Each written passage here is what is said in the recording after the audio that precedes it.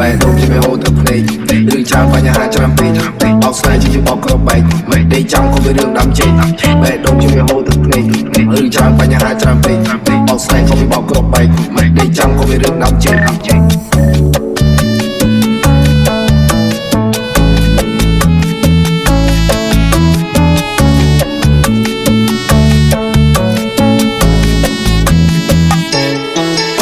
បានទេតែនៅអោបទៀតទេតែចង់ថើបទៀតទេនៅដូចដើមទេឬមិនចង់ជួបទៀតទេឬមិនចង់ឃើញមុខទេ She say no way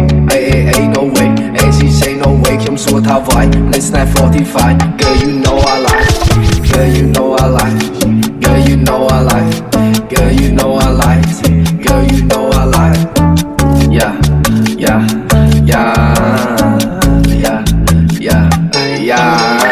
បែរដងជាហូរទឹកភ្នែករឿងច្រើនបញ្ហាច្រើនពេកបោកស្នេហ៍ជាបោកក្របបែកមិនដេកចាំក៏វារឿងដាំចេកបែរដងជាហូរទឹកភ្នែក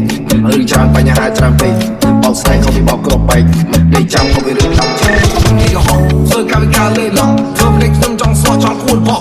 ងាយស្មោះខ្ញុំទេ